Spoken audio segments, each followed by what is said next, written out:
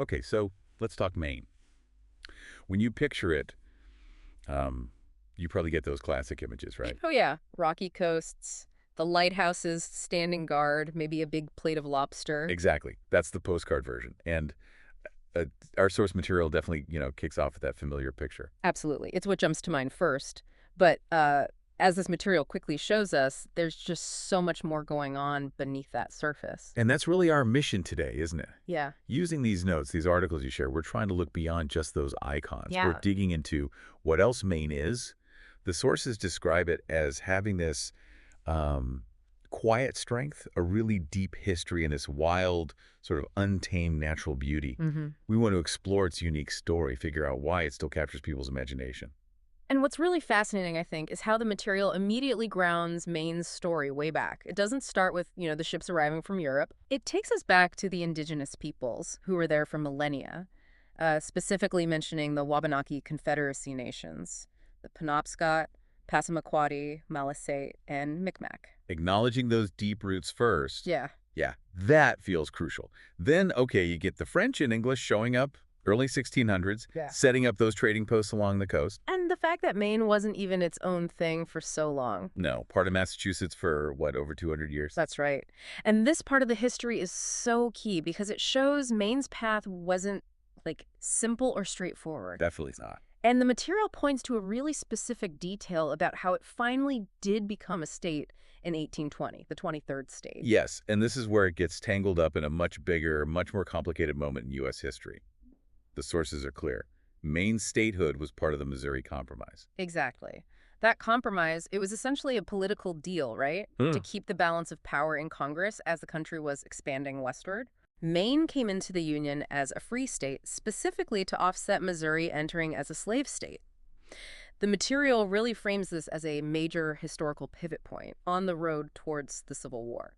So it wasn't just Maine deciding, okay, time to be a state. Not at all. It was swept up in this critical national tension over slavery. And that sort of challenging, complex beginning seems to echo in the descriptions of Maine's character, its spirit. Hmm. The sources connect that rugged landscape and history to this independent, really resilient quality in its people. They even note its significant contribution of soldiers during the Civil War. Yeah, that resilience comes through. So, okay, with that historical foundation laid out, where does the material take us next? It shifts from the past to the actual places. Right, it shows how that history and the land itself show up today.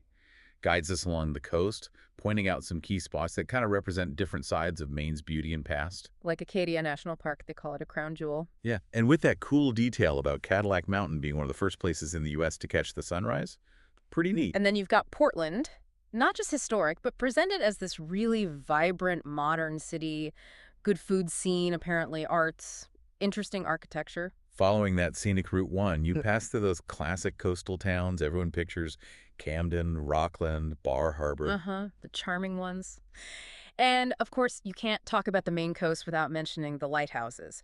Over 60 of them still standing watch. It's that visual thread looping back to the beginning. But, and this is important, the sources make it really clear Maine isn't just the coast. Yeah, definitely not. They pull you inland towards the North Woods, described as just this vast, almost untouched wilderness. Think moose, lakes, and a really profound quietness. It's a defining contrast, isn't it? The busy, often picturesque coast versus that immense, silent interior. And this material, it really wraps up by telling you why this kind of deep dive into Maine is worthwhile, what visiting is really about. Yeah, it says Maine is where nature meets solitude, tradition meets quiet beauty. It's about slowing down. Noticing the small things, foggy mornings, the smell of pine trees, the sound of waves near a lighthouse. For hikers, artists, thinkers. Right. Anyone needing some fresh air and maybe a reset. The big takeaway seems to be about reconnecting. Reconnecting with history, with nature, and as the sources kind of gently suggest, maybe reconnecting with yourself a bit too.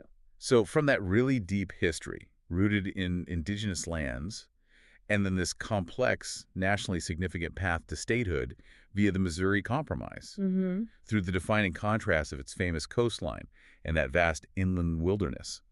This deep dive into the source material really highlights a state with a unique, resilient, and independent spirit. And ultimately offering that chance to just slow down and reconnect. That core idea is the thread woven throughout everything we looked at. Absolutely. Yeah. So here's a final thought to maybe leave you with, building on that specific historical point we discussed, the Missouri Compromise. Maine's very path to becoming a state was tangled up in the nation's most divisive issue, slavery, through that political balancing act.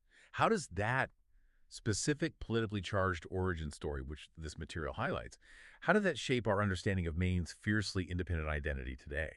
What complexities does that particular historical moment add to the picture? Something to ponder